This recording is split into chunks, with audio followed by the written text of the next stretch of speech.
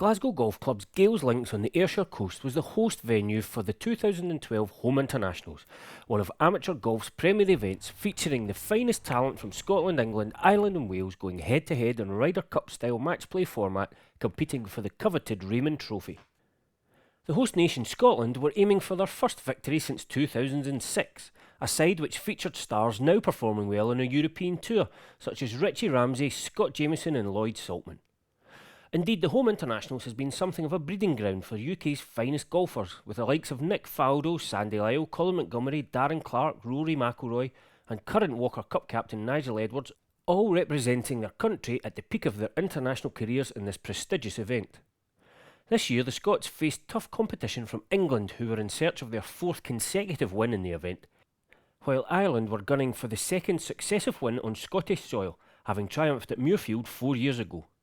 There was some thrilling golf over the first 2 days, with Ireland edging out Scotland by a single point in the first match, before Scotland thumped England 10.5, 4.5.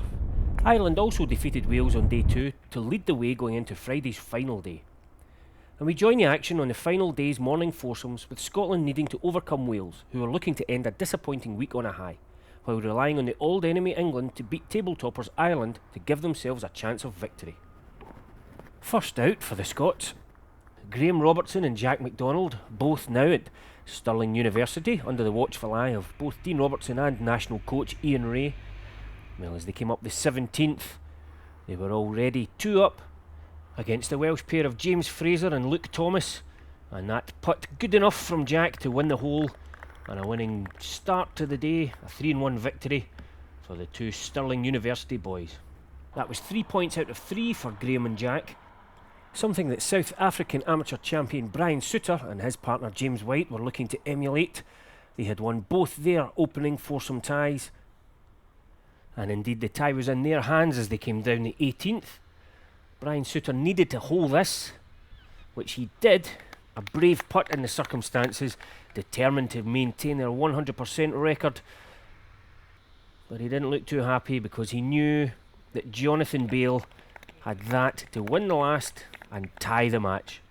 Scotland finished the morning 3-2 ahead, but they would have been looking for a bigger margin, with a couple of the matches in winning positions. Ireland, though, unfortunately were also 3-2 up in England, and that wasn't good news for Scotland. They came out in the afternoon determined, perhaps none more so than Brian Suter. Look at that for an approach shot here on the first. After winning the South African Championship earlier in the year, Suter has had a quiet year so far, and perhaps had a point to prove. His foursomes partner, out just behind him, James White, well, he was up against Walker Cup star Rhys Pugh. A tough draw in the final day when the team really needed a result. White had a great record so far this week though, and wasn't intimidated, winning the first there. Behind him on the tee, Fraser McKenna, a man whose game has really come on this year, giving him some great results, and perhaps some of that is down to his driving. 341 yards this opening par 4. He rolled up a putt from there before tapping in for his birdie to go 1 up. Out on the course, Kirkhill's Paul Shields, here putting on the 4th in his tie against Jason Shufflebottom. Shields had won both his singles matches already this week, and carried on the good form in his final tie, thrashing Jason 6-5, the biggest winning margin of the day. Behind him, Fraser McKenna had found the greenside bunker, but not only was his long game in good order, so was his short game, and he was going along very nicely in his match against Luke Thomas. Out behind him, recently crowned Scottish amateur champion for 2012, Grant Forrest. He won the title up at Royal Dornoch, another links course, where his short game in the end proved vital to winning the title, and his short game was once again in good order in his match against Geraint Jones, and he too, even by the time he'd reached the 4th year, was opening up a commanding lead. Further back in the field was Ross Bell.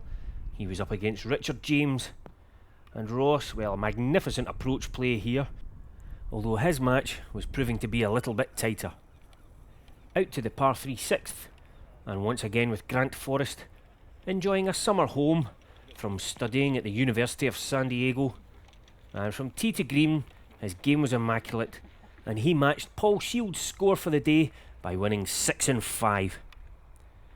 Also here on the 6th we have Paul Ferrier, second last out this afternoon, and he was up against Ben Westgate.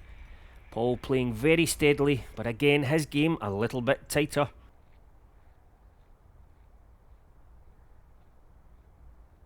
But he knew that every point was vital, and he was desperate to score a victory for the team.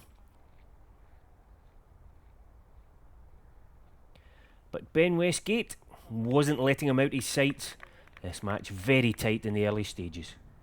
Another close match further out on the course. Here at 14, Brian Suter holding a putt against Jonathan Bale to keep the match as close as possible, but it has to be said by this point, Graham Robertson had already won his singles match for his 6th point of the week, and the scoreboard was looking absolutely brilliant for Scotland. Up in 8 out of the 10 matches, with the other 2 tied. With every point being vital, Scotland really were looking for those matches that were still out on the course to finish in their favour. And of course, Ireland had to lose to England. Could the old enemy do us a favour? Well, the crowds were gathering here on the 17th. Jack McDonald in his tie, 1 down, needed this to half the hole and take the match down the 18th. He managed that, but unfortunately he could only half the 18th and he lost by 1 hole. Here on 16, Ross Bell, well, he had been 1 up in his tie, but things were very tight. Missing the green here, but rolling up a nice lag putt.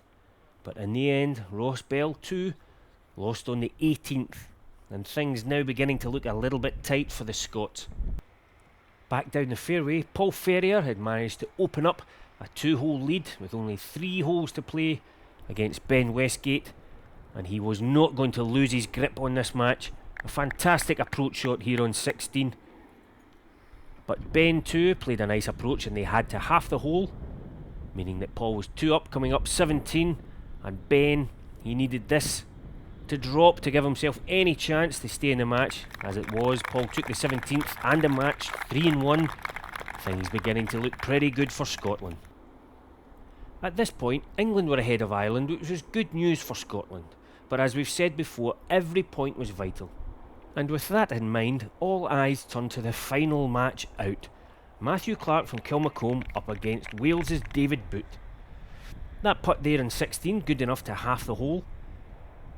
This match all square now coming down the 17th. And the crowd's gathering there, looking down, looking anxious. And the Scotland team waiting and hoping. Well, Matt came up to the green. He had this to win the hole. And it just rolled past. He knew a half point would have been guaranteed if that putt had dropped. But as it was, they headed down the 18th. All square. And excitement. Well, Matt didn't seem too bothered. Seemed to be coping with the pressure fairly well. Both players just right at the edge of the green after their approaches. This was David's putt up to the hole. Looked pretty good. But as it was, it didn't drop, which meant that Matt had his putt for a victory. But it was still a fair distance, so getting down in 2 for a half, well, that was the order of the day, and it was good enough to tie the game, which meant that the match between Wales and Scotland was 9.5 Scotland, 4.5 Wales. And in the other match, England had beaten Ireland by the same margin, which meant for the first time in 6 years that Scotland were the home international champions.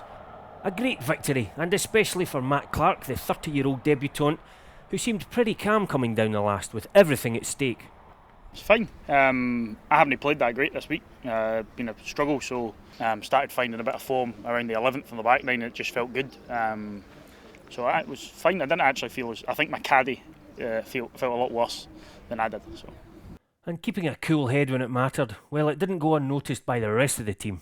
Handled it brilliant. I mean, he's played well. He had a great week last week in Ireland. Managed to take a tenner off me and Brian in the practice round, so that just shows how great he's playing. And I played well. Great coming down the stretch. A great drive and a great long iron at that green, and to roll that putt up to get it stiff and that. I think that's probably proved vital in the end, actually.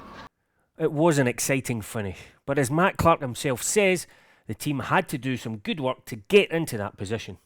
James White has done so brilliantly, and I admired unbelievably how he came back against Ireland to get himself a half against Kevin Phelan when we had to come out 6 o'clock in the morning, and the golf he and Brian Suter played at that time in the morning was just unbelievable to get themselves back into it. And yes, we got beaten by Ireland, but it's the fact that these boys managed to get it to a point of where we only got beaten by a point that has meant that we've won this, not the fact that I got a half down the last, not the fact that Fraser thrashed someone 6 and 5. It's all down to the fact these boys kept us in it on the first day. There was a strong team spirit amongst the Scots, perhaps fuelled by the fact that there were a few new faces on the team and many people were not expecting a home victory. There's a lot of people say that it's not that a great Scotland team, there are a lot of new guys and he shouldn't be in the team and all this stuff, but you get that every year. But we've got a lot of good fighters in the team, a lot of guys that know how to win going down the last, and that's invaluable at home, and that's what wins you the home internationals. It's all in the day and you've got to have the bottle to perform, and the guys have done that. It's been brilliant. There's no I'm bigger than you, I'm bigger than that, and I think everybody saw that down the last kind of 3 with me, every single one to a man, a cheering every putt that goes. This week's been great fun, probably definitely the highlight of my amateur career so far. So I mean, it's great motivation to kind of keep working hard over winter just to make sure you are going to be in this same position next year and playing in this tournament and having fun with all the lads like we have had this week. So a great week of golf on the Ayrshire coast with some of the game's future stars on show. Congratulations to the Scotland team, and we look forward to seeing the boys defending their title at Granton in Yorkshire in 12 months' time.